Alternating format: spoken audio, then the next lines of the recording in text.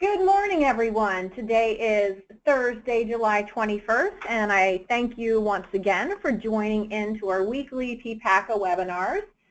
For those of you that are new to the call, and we do have several new folks on the call today, my name is Deb Wilkinson, and I oversee the Health Plan Options Division here at URL and oversee the under 65 individual and group health programs. So thank you again for joining in. These webinars are meant as a source of information and a place where you can ask your questions. And you know, as I mentioned many times, that we've been doing these webinars on a weekly basis for about 3 years now, and it still always amazes me that we have something new to talk about each and every week. Just shows you the size of this law and the rapid changes that we're all responsible for keeping up with. So hopefully you find them useful and use them to get your questions answered. Just with a quick show of hands, if you would, if you can just let me know if you can see my screen, that would help. Excellent. The little hand icon is a way that you can ask questions as well. So at the end where you see our open forum, you can raise your hand and I'll unmute you and you can ask your question live to the audience, or you can type it into the question box at the bottom of your control panel on the right-hand side of your screen. So today we're going to just start right in with the agenda. Probably what is on most people's minds is that FFM certification is right around the corner. CMS put out some training webinars. I did sit in a training webinar last week and I did share some of those results with you. But I just kind of want to take that a little bit further. You know, point number one, remember to verify your logins. And I want to just take you quickly to the CMS portal because probably most of you are familiar with this portal. And sorry, trying to move my control panel so you can actually see. So this is the portal, portal.cms.gov. This is where it all happens. This is where you start your identity proofing and your testing. This is the same site you tested in last year. So you would just log in to the portal and accept all these terms and conditions. Your username is your FFM ID number. You have a login password, and then you come into the main screen. We'll just let it populate here. So when you come into the main screen, you're going to want to just click on your complete identity proofing. It is complete if you did it from last year, but you would just go into here, and it's not working right now, but if you would go in here, you can update any of your information. Also, this next step is where you would complete your agent broker training for individual and shop. Obviously, it's saying incomplete now. When you click on that, right now, they're showing the MLMS system.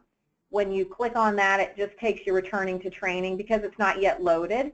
And then they have AHIP and NAHU on there as well. Last year they had Gorman. I'm not sure if Gorman is going to be added.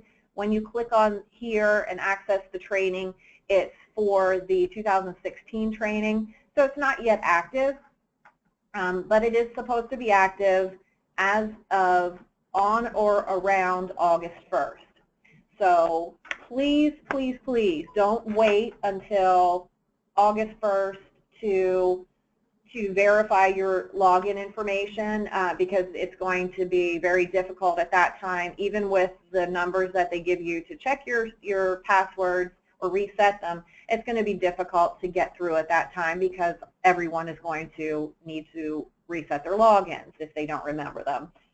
So there's more traffic then than there will be now again. So check your passwords now.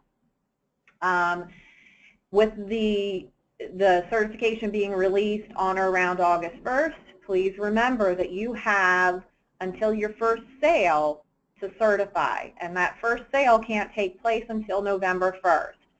So just as a reminder, on or around August 1st, you have till November 1st to complete, so that's 3 months.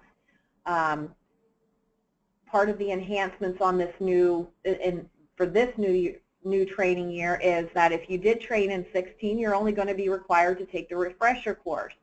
So they estimate about 2 hours to take the course, the refresher course. So again, you have 3 months to take it.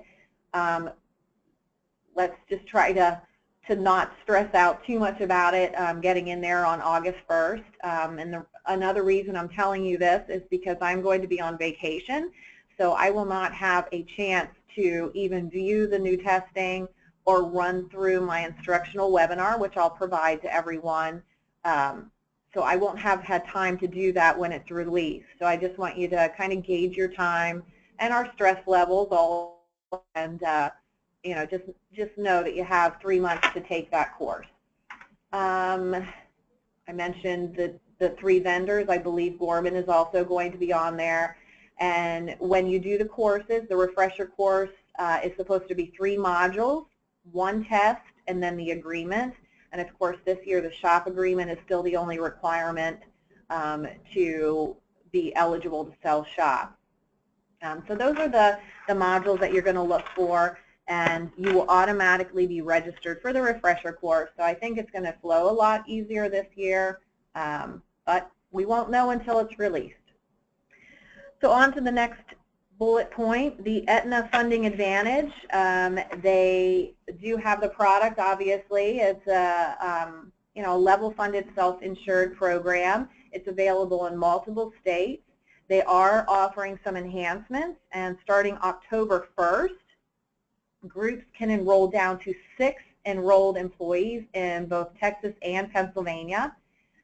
So just be mindful of that Aetna is soliciting smaller groups for this level funding. Whether or not it's appropriate for that group is yet to be determined, but it is an opportunity that you can start to talk to your clients about. And additionally, there is a $50 bonus per subscriber on these level funding plans. So an opportunity to earn some extra dough. The next bullet point, the DOL IRS proposed changes to the 5,500 exemptions. Right now there are exemptions for employers that do not insure more than 100 people on their health plan, and the proposed rule is to knock that down to even the smaller groups. So the exemption for the smaller groups would be eliminated, requiring smaller groups and fully insured groups to complete the 5,500 forms. Additionally, why they're doing this or proposing it is to gather more information on the welfare benefit plans, the covered folks, just a lot of data. So obviously the 5,500 form is a big part of the larger group segment, but for it to be put into the smaller group segment and have that burden, an additional burden be transferred to the small group owners, it is going to be a struggle. Again, it's just a proposed rule. The proposed rule will be on the Federal Register starting today, and they are inviting public comments. Comments are due no later than October 4th of this year, and changes would be targeted for the beginning of 2019 plan year filings. So I don't see this as a positive. I just see it as yet more compliance that is on the backs of you as consultants, we as general agency brokers, and of course the employers themselves. So hopefully if you feel strongly about it, you can get onto that Federal Register and make your comments. So on to the next bullet point. Aetna is in transition. They are sending out information. This is in my newsletter this week. They're sending out information about the small groups. The letters will be going out to the groups late August, and the changes will affect members who are currently enrolled in an Aetna HMO, CPOS, and QPOS health plan. And some of the changes will include Aetna Open Access HMO plan name changes to Aetna Health Network only. The Aetna Choice POS will change to Aetna Health Network option. And although HMO and the qualified POS plans change or names won't change, they will also include the changes below, which member ID cards will now have a member ID starting with W. The phone number and claims mailing address is different, and they will receive a new group number. Their EOBs will also look different. So again, all of this information is going to be communicated to the groups, the small groups, starting in August, and the information is in my newsletter. So just be mindful of it. It's more of just an administrative sort of blip, but it is a change that I wanted you to be aware of. And that is it.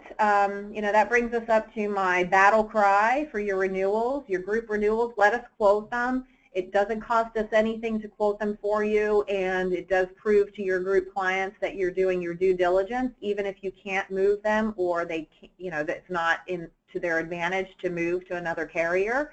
It is worth proving, obviously, your value and that you're willing to at least explore these options for your employer clients. So let us quote them for you. And that brings us up to our open forum. I see some questions coming in. If you want to type any other questions, I'll just take a few moments to bring your attention to the bottom of the screen. The next webinar is not next Thursday, as I will be on vacation. So July 28th, there is no webinar, which is next Thursday. We'll pick up 2 weeks from today, which is August 4th. And let's get my questions here if my mouse will participate. Pardon me. All right, so I have one message, and Mike wants the contact information to give comments to the proposed DOL IRS 5500 exemptions. Mike, I will get that to you. And that's it. Those are the questions for today. Pardon me. As always, I really thank you for joining in. I really appreciate the time that you take, and I hope you find them informative. I won't talk to you next week because I will hopefully not even be thinking about health insurance while I'm at the beach with my family. But I wish all of you a great balance of the week, a wonderful weekend, and an absolute amazing week next week. Thanks again, and have a great day. Bye-bye.